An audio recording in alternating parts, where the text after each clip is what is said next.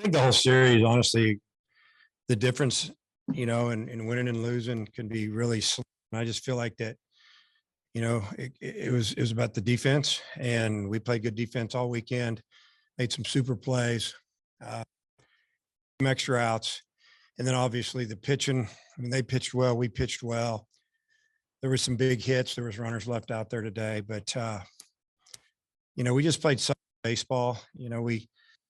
We have some of our guys that maybe normally are hot type guys, better hitters, and they didn't have a great weekend, but the other guys picked it up. You look at Webb today, he absolutely crushed the ball, gave us a 2-run lead. That was big because at the time you could kind of tell it was going to be tough for today. And, just happy for him, made some nice plays in the outfield. And, we did just enough to win today, but it's Good Friday with us putting the bat on the ball and them making some mistakes and us scoring some runs. We kind of carried the momentum into yesterday. And then, like I said, did just enough today. And what a great job by Jackson Wiggins today on the mound. And then, Taylor gave us an inning. I gave up his first hit and run, but still did a nice job for us. And then Tiger came in and closed the door for us.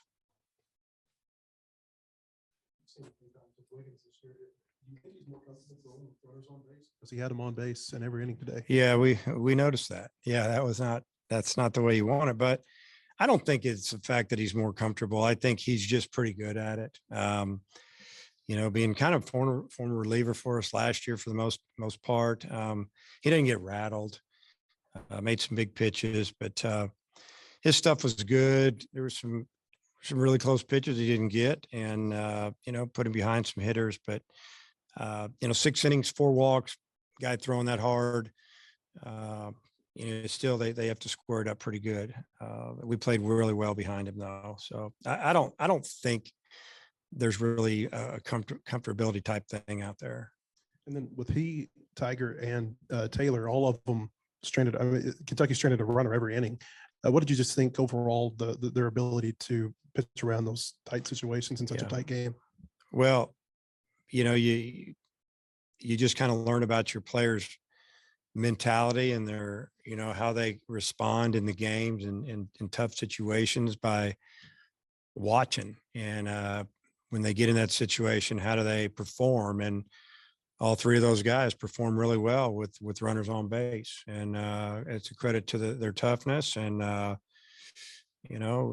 think Coach Hobbs does a tremendous job with those guys in the mental part of the game. And pitching's hard, man. It's hard to throw that ball over the plate, guy up there trying to hit it. And if you can't stop them, it's tough to win. And our pitcher's done a tremendous job pitching with runners on this year so far.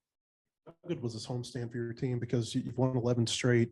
I assume you probably feel pretty good about how they're playing right now. Yeah, I think what we've done is we've just played solid baseball. We're not super hot by any means. And what I mean by that is, yeah, we're getting our wins, but it's not like we're, just pitching our rear end off or just killing it offensively. It's just, we're just playing solid baseball right now, trying to get into a little bit of a groove. And we just haven't made very many mistakes. We've gotten a few big hits. We've had a few good days at the plate, but it's not like we've hit 500 on this homestand. We've had to fight. We put together some really good innings. We faced some pretty good competition here and there. So the team is they're just continuing to kind of learn each other. And I feel like we're still going to be a lot better in a few weeks. Now, the teams we play are really good. Are we going to win them all? No, but we will fight everybody. That's for sure.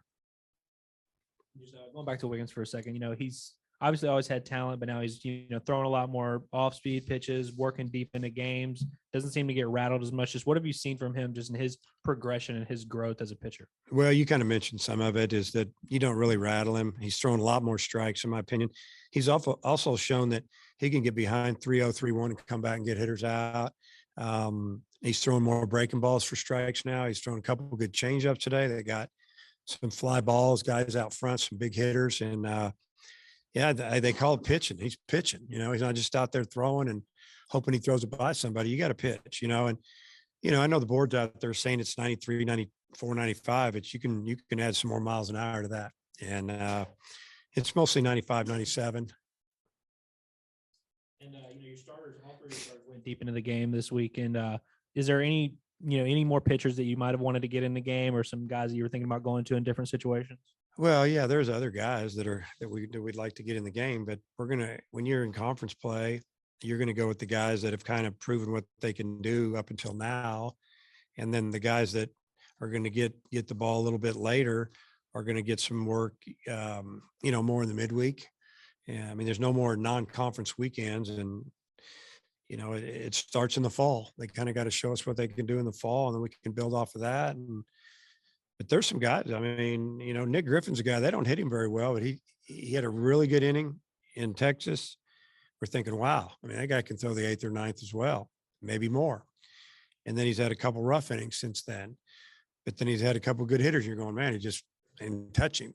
So we got to get him rolling a little bit. And there's more guys. I mean, I don't know. I could name 4 or 5 guys.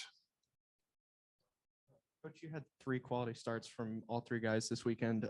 What does that do for those 3 guys' confidence and for the rest of the team's confidence in the first conference weekend? Well, I would think for their own personal confidence, it should really make them feel good about where they are, which is a starting pitcher in the Southeastern Conference. It's hard to do. And then from there, they're thinking, hey, if I just keep getting better, I can build up my pitch count, I can stay in the game longer, give my team a chance to win, handing it off to a pretty good bullpen. So I would think that our starters' confidence would be really good after this past weekend.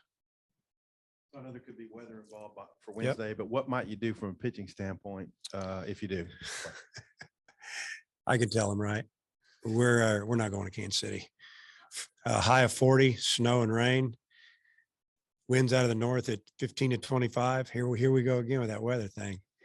So wind chills in the upper 20s. I don't think that's good for this time of year. And for us to go up there and meet another team there in the middle of the week, 2 nights, maybe a couple of nights hotel more than normal. I mean, it gets kind of expensive. We can stay here and work out. So we'll probably give our guys tomorrow off, most of Tuesday off, maybe have volunteer type workout for guys, some individual work, and then have a team workout on Wednesday, and then travel to Columbia. Hopefully the weather's good. We can travel to Columbia on Thursday and get a workout in at their place, and then start the series on Friday. And just what did you do to keep their big hitters off balance? Because I mean, I know Estep had a hit late, but you held them down this weekend. Yeah, I mean, the middle of their order is scary, and the numbers are big, and they play in a legitimate park. You got to hit it to get it out of there. They're big and strong and experienced in the middle of that lineup. I mean, I looked at the lineup today, and they had 2 juniors and 7 seniors in the lineup. That's incredible at this level. Some of it has to do with COVID. Some of it has to do with transfers, transfer portal, redshirting, whatever. That's an old team, and they're very physical. Try to keep them off balance, and they bust them in, change them up away, a lot of breaking balls. And I think probably the best thing we did is we got ahead of them, and then we got to go to work on them a little bit. But that team's going to beat a lot of people, and I'm glad that we're done with them here. Maybe we'll see them down the road, but they're going to score a lot of runs, and they can pitch too. How well do you think it helped your starters that I don't think your team trailed at all during the series this weekend? No, we didn't. We were ahead. Once we scored, we were ahead. So I'm sure that helps a starting pitcher. It kind of maybe loosened you up a little bit.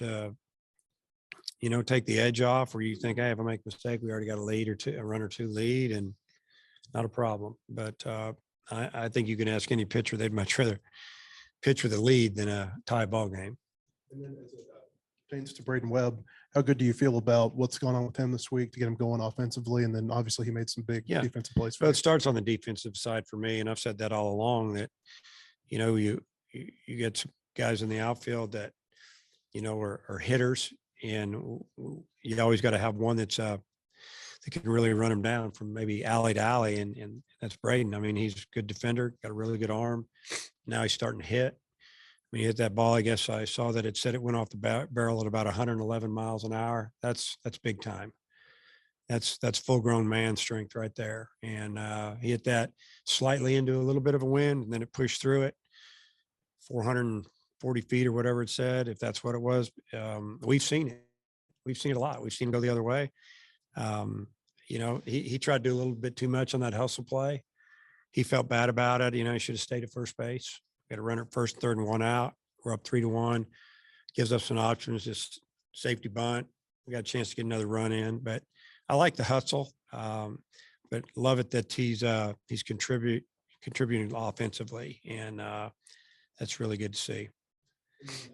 Not playing in Kansas City, I would assume that there's no intention to try to make up a game anywhere down the road. Yeah, well, we looked to see if we could get a game here Wednesday or Thursday or Tuesday or Wednesday, but it's kind of late to do that. I think rest might be better for us than scrambling and then not knowing, then all of a sudden saying, hey, we're playing. Yeah, there's always that possibility. If we did a split doubleheader or somebody came and played us at 2 in the afternoon and 6:30 at night instead of just 6:30 at night. You know, it just depends on where we're at in our pitching and how we are injury wise. And it's the same with other teams. A lot of teams, you know, once you start to get out of March and you get into April, they don't want to travel.